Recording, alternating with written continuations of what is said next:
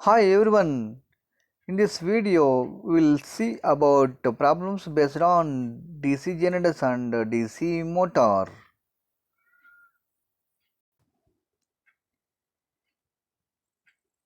Here the problem is a DC series motor runs at 600 rpm when taking 110 amperes from a 250 volt supply. The resistance of the armature circuit is 0.12 ohm and that of series winding is 0.03 ohm.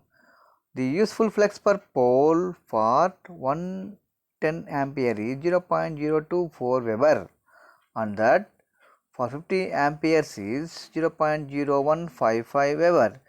Calculate the speed when the current falls to 50 amperes. N1 is equal to 600 rpm, I1 is equal to 110 amperes, V is equal to 50 volts, RA is equal to 0.12 ohm, RS is equal to 0.03 ohm. So these are the values in the values are given in the problem. So what we have to find out, calculate the speed when current falls 50 amperes. So current falls 50 amperes means what will happen?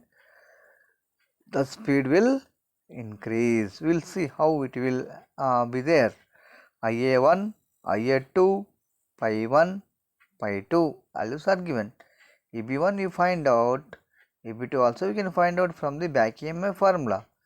EBM is equal, EB1 is equal to 233.5 volts. EB2 is equal to 24.25 volts. Since N is proportional to, what is the condition? EB by pi. So N2 by N1 is equal to EB2 by EB1 into pi 1 by pi 2. N2 is equal to N1 into EB2 by EB1 into pi 1 by pi 2. Since series motor pi flux is not constant, so that's what here we have to consider, flux is also. So as new speed N2 is equal to, substitute the N1, EB2, EB1, pi 1, pi 2 values. So simplify the expression, you will get N2 is equal to 964.84 rpm. So what is the earlier speed? 600. What is the new speed? 964.8 rpm. So when current is reduced, load will reduce, automatically the speed on the DC motor will increase. This is a very simple concept. Like that we can check whether your answers are correct or wrong. The current drawn from mains by 220 volts DC shunt motor is 4 amperes on no load. The resistance of field winding and armature windings are 110 ohm and 0.2 ohm respectively. If the line current on the full load is 40 amperes at a speed of 1500 rpm, find the no load speed.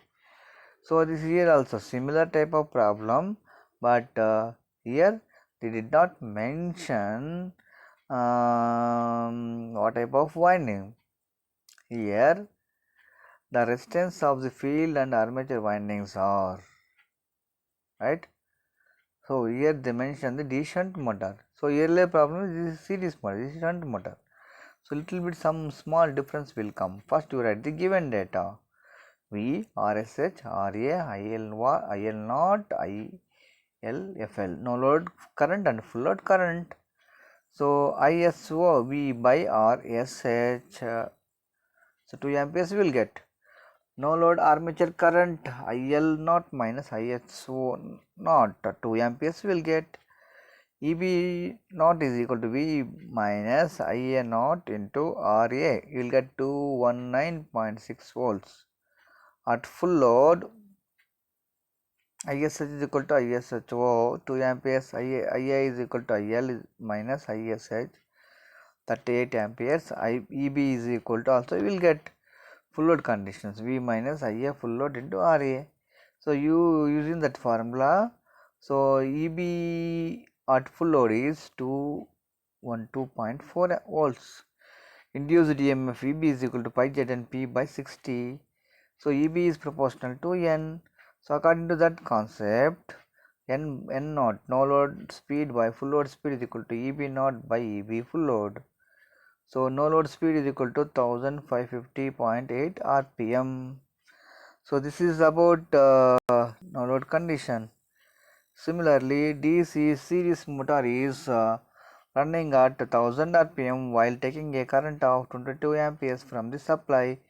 If the load is changed so that the current drawn by the motor is increased to 55 amperes, calculate the speed of the motor on new load. The armature and series winding resistances are 0.3 ohm and 0.4 ohm respectively. Assume the supply voltage as 250 volts. N IL1 IS2 RA RSC B. So these are the values are given. IA1 you find out. IA1 and IL1 is same for series motor, and IA2 IL2 is series motor is same. Okay na. So then EB1 you find out. EB1 formula is little bit different than this shunt motor. P minus IA1 into RA plus RSC. So substitute the values and find out the EB1 and EB2. EB1 you will get 234.6 volts, EB2 is equal to 11.5 volts. So next one, the induced EMF EB is equal to, so this is proportional to N and pi. So series motor pi is proportional to Ia, so EB is proportional to N into Ia. So by using that relation, N by N1 is equal to EB1 by Ia1 divided by EB2 by Ia2. So from that relation, N2 is equal to 360.6 RPM. So these are the problems. So you have to practice very well. So one more problem we will see here. So a 220 volts lap on DC shunt motor has 800 conductors on its armature. The resistance of the armature winding is 0.5 ohm and that of the shunt field winding is 200 ohm. The motor takes a current of 21 amperes. The flux per pole is 30 milliweber. Find the speed and gross torque developed in the motor. V is equal to one thing, P is equal to 4 lap wound, RA, RSH, IL, pi. All the values are given in the problem. Write down the given data and ISH is equal to V by RSS 1 amperes. Will IA is equal to IL minus ISH, that is equal to 21 minus 1, 20 amperes we will get. For lap wound, A is equal to P. So EB is equal to V minus IA RA.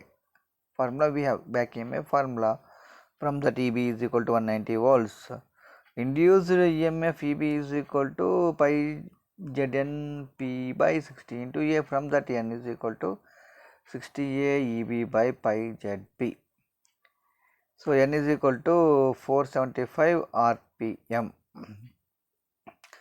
So gross torque developed tau Td is equal to pi Z by 2 pi into P by A Ia. So substitute the pi value, Z value, P value, A value and Ia value. So calculate and you will get gross torque developed is equal to 76.4 Newton meter. So these are the problems, all methods I covered in these videos. You have to practice problems at least 2-3 times, then only you can able to recall the methods and you are able to do problems in the examinations. Okay, thank you everyone.